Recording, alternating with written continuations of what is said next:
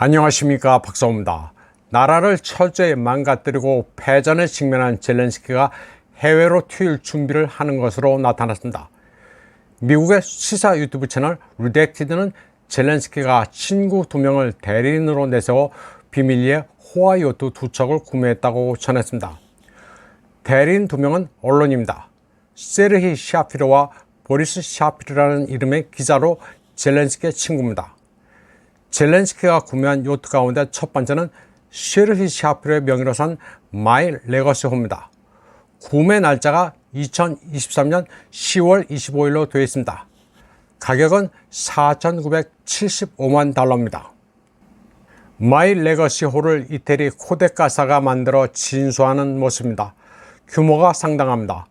억만장자급이 아니면 생각도 못할 초호화 요트입니다. 이 요트의 첫 번째 주인은 익명의 영국 부호였습니다. 마이 레거시호는 이태리에서 2021년에 건조된 요트로 길이가 55.8m에 달합니다. 내부는 아주 호화롭습니다. 역에는 4,995만 달러로 되어 있는데 아마도 가격을 중고라면서 20만 달러 깎은 것 같습니다. 객실이 5개, 10인승입니다. 젤렌스키는 요트 2척을 아부다비에 정박시켜 놓은 상태입니다. 젤렌스키가 구매한 또 다른 요트는 럭킴입니다. 보리스 샤피로의 명의로 구매했는데 가격은 2,490만 달러입니다. 가격이 다소 저렴한 점으로 미뤄 마이 레거시보다는 크기가 좀 작은 것으로 보입니다. 참으로 대단한 젤렌스키입니다. 미국 매체 폴리티코는 젤렌스키를 2023년에 가장 강한 리더로 선정했습니다. 그 이후로 젤렌스키는 서방에 전쟁을 가져왔으며 러시아와의 전쟁을 두고 서방이 할 일을 대신해 주는 것이라고 사람들을 믿게끔 했다는 점을 들었습니다. 그리고 유럽을 마음대로 주물렀다는 점도 들었습니다. 그야말로 젤렌스키는 한편의 블록버스터를 찍고 있습니다. 다음 소식입니다. 우크라이나군 지도부는 2024년에 대한 아무런 계획이 없는 것으로 나타나고 있습니다. 우크라이나 라다의 안보, 국방, 정보위원회 부위원장 마리아나 베즈글라야는 키예프가 아무런 전략도 없이 매달 수만 명을 징집하려 한다고 말했습니다. 그녀는 우크라이나가 러시아와 계속 분쟁 중이지만 향후 1년 동안 전략이 없다면서 수뇌부는 매달 수만 명을 징집하기를 원하지만 그들을 가지고 어떻게 할지 명확한 이해가 없다고 말했습니다. 베즈글라야는 페이스북에서 우크라이나군 최고사령관 발레리 잘루지니 장군을 언급하면서 그가 2024년 전략 계획을 제시하지 못했다고 밝혔습니다. 잘루지니는 추가 갈등에 대한 개념도 없고 크든 작든 비대칭이든 대칭이든 어떤 유형의 전쟁에 대해서도 계획이 없다고 덧붙였습니다. 그녀는 내년 국가 예산을 편성하는 의회 의원에게 이는 중요 쟁점이라면서 적어도 지난 여름부터 의회 의원과 군 수뇌부에서 문제가 커지고 있다고 말했습니다. 우크라이나군은 지난 6월 초부터 반격을 개시한다고는 했지만 작전은 실패했습니다. 키예프 군대는 영토를 탈환하지도 못했고 서구로부터 지원받은 장비들만 상실했습니다. 베즈글라야에 따르면 잘루지니와 다른 고위층 사령관들은 향후 훈련이나 병력 순환, 새로운 여단 편성에 필요한 계획을 제시하지 못했습니다. 대신 우크라이나군은 매달 2만 명 이상의 시민을 징집해야 한다고만 밝혔을 뿐이라고 그녀는 전했습니다.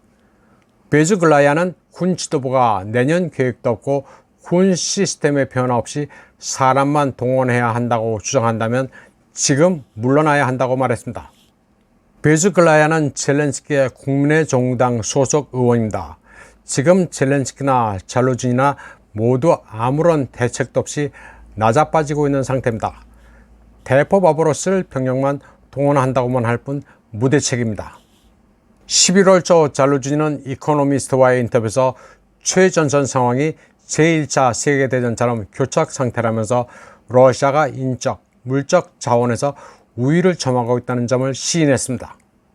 그러나 젤렌스키는 이런 평가를 거부하면서 계속 싸우라고만 독려하고 있습니다. 그러면서 군부는 정치에 관여하지 말라고 경고했습니다. 한편 러시아 대외정보국은 우크라이나의 서방 후원자들이 키예프에 대해 징집 노력을 확대, 노인, 청소년, 여성을 더 전선에 투입할 것을 독촉했다고 밝혔습니다. 지금 우크라이나군은 군대라고 할 수도 없습니다. 우크라이나 군인들은 서방이 강요한 소위 여름 반격을 하지 말았어야 했다고 독일 빌트지에 말했습니다. 우크라이나군은 지금 최전선에 가기 위해 50년 된 라다 민간 오프로드 차량을 사용할 지경입니다.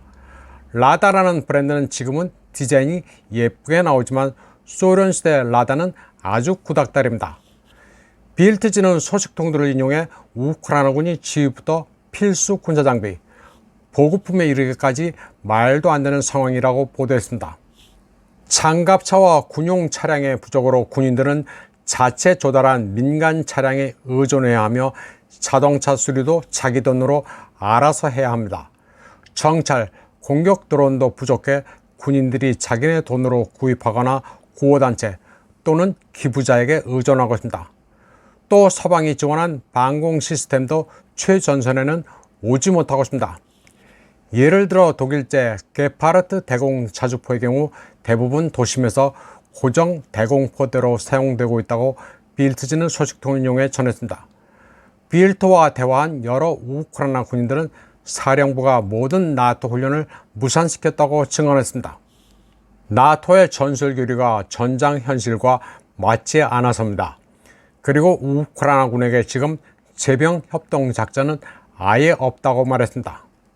빌트지는 많은 우크라이나 군 관계자들이 지도부의 정치적, 군사적 리더십에 점점 더 분노한다고 보도했습니다. 무기와 보급품도 주지 않으면서 니들이 알아서 싸우라는 게 지금 우크라이나군의 현실입니다. 이번 방송은 여기까지 하겠습니다. 시청해주신 여러분 감사합니다.